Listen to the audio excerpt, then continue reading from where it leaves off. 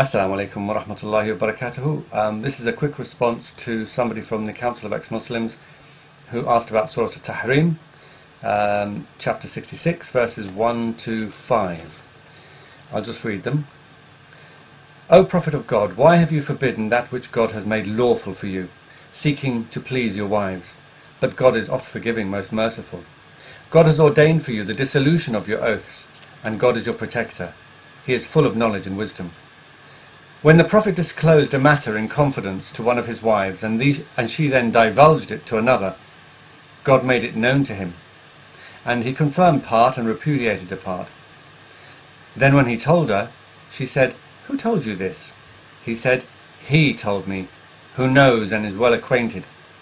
If you both turn in repentance to him, your hearts are indeed so inclined. But if you back up each other against him, truly God is his protector, and Gabriel, and every righteous Muslim who believes, and furthermore the angels will back him up.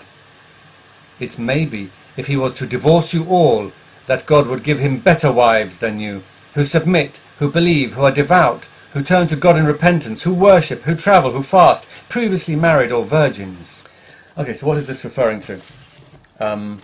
Basically, there are two reasons given. One is that the Prophet was caught with Mary al-Qibtiyya, the slave girl, on Hafsa's day. He was sleeping with Mary al-Qibtiyya, his slave girl, on Hafsa's day, and Hafsa got very upset, and he told her not to tell anyone. She went and told Aisha. Aisha then said, "You know, this is not right," and they both nagged the Prophet until the Prophet said, "Okay, I'll make Maria haram for me. She's haram." And then these verses were revealed. The second reason is that the Prophet used to go and drink honey at Zainab's house, and when he went to sleep with Hafsa, Hafsa didn't like the smell, and so she told Aisha, and Aisha said, "Yeah, let's say that he's been drinking maghafir. Have you been drinking maghafir? Because that's got a strong smell, and then he'll stop doing it." And so they went and said, "Oh, have you been drinking maghafir, which is a sweet thing that has a strong smell?" And he said, "No, but I've been drinking honey at Zainab's house, but I will make it haram for myself. It's haram now, and I won't do it." So, take your pick. But what do the tafsirs say? Okay, well, basically, most of the tafsirs give these reasons, both of those reasons. Some of them actually only give the first one, about Mary al-Qibtiyya. That is the one that's most common and most famous amongst the Mufassirin, certainly in the classical period.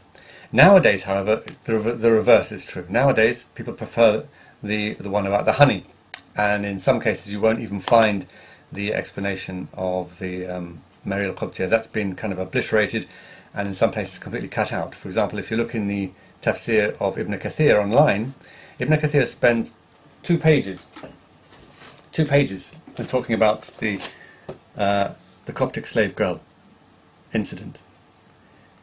If you look at the tafsir online in English, it's not there. All these 2 pages, gone, crossed out, disappeared. You decide for yourself why. This is the tafsir of Tabari, okay?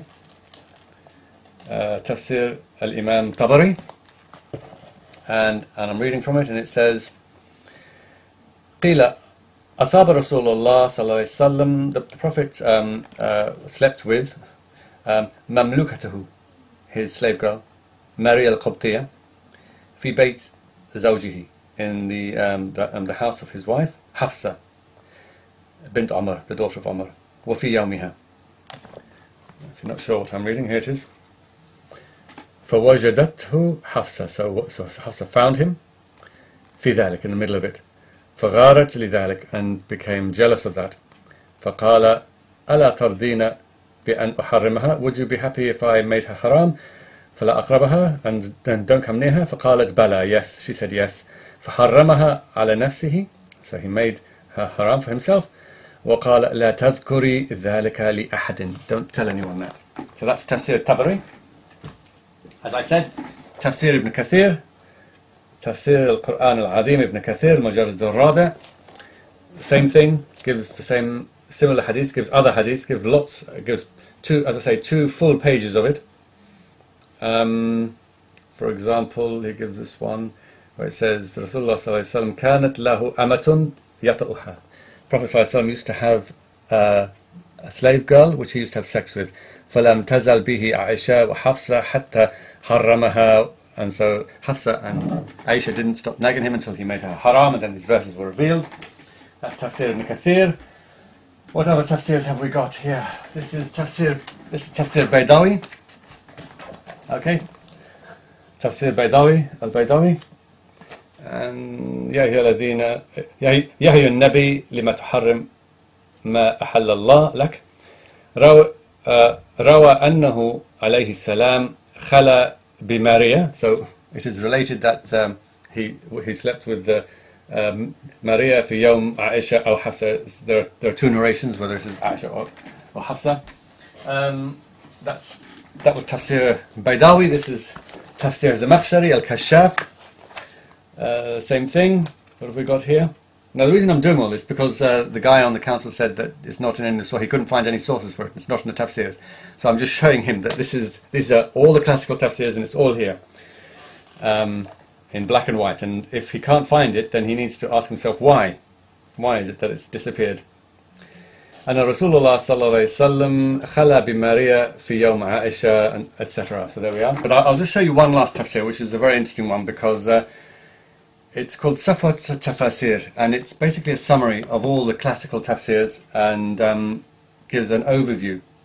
This guy didn't give his own opinions, he just collected all the classical tafsirs and gave an overview of what they all say. And so it gives a good impression of what was the general opinion of the tafsirs. And the two reasons he gives, number one, as you can see, it has more space there. This is the second reason, smaller space. The first one is Maria al-Qabtiyah, and it gives the reason that the Prophet ﷺ كان يقسم بين نسائه, he used to divide the days amongst his wives. فلما كان يوم حفصة, when it was Hafsa's day, استأذنت رسول الله صلى الله عليه وسلم, she asked for permission from Rasulullah في زيارة أبويها, to go and visit her parents. فأذن لها, so he allowed it. فلما خرجت, so when she went out, أرسل إلى جارته, he sent for his slave girl, Maria al-Qabtiyah, فعاشرها, and he slept with her.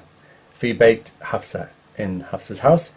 فرجعت, so she came back. فوجدتها في بيتها, and found her in her house. فغارت غيرة شديدة, and became very jealous. وقالت أدخلتها بيتي, you brought her into my house في غيابي, while I was absent. وعاشرتها على فراشي, and slept with her on my bed, and so on. And the second reason is the shurb al-asl. And what's very interesting is that he gives the overall view of what all the tafsirs and all the mufassirin said, and he said الرواية الأولى عند المفسرين أشهر. The first one is the most famous, the most well known, في سبب النزول, and this is the best one, and the المرجح, the preferred one, the strongest one. And he says that it is the strongest one for many reasons, and amongst the reasons he gives are that, for example, forbidding a wife, forbidding a woman upon oneself to please other women is a stronger reason than forbidding honey, and that the wording of the verse with its very severe warnings and strong threats of divorce and changing the women for better women, and that God and the Prophet, God and the angels and the pious Muslims are all on the Prophet's side to help him against these people conspiring against him, and all point to something very, very serious, and that there was some tanafus, some serious jealousy, competition amongst the wives, and some jealousy going on there. And all this makes the first one more likely and the second one very weak. And he even quotes Ibn Kathir, who says كون قضية شرب العسل سببا للنزول فيه نظر, that Ibn Kathir said that the case of drinking honey as a reason for the revelation of these verses is fihi nadar, is questionable. Okay, well obviously it's up to you which tafsir you prefer. I think it's interesting how many modern Muslims regard the story of Maryam al-Qibtiyah as being weak or fabricated or whatever, and yet obviously the great scholars of the past certainly didn't think so. They thought it was the best explanation. I just wonder whether modern Muslims are being influenced by modern ideas of morality. Okay, take care, bye bye.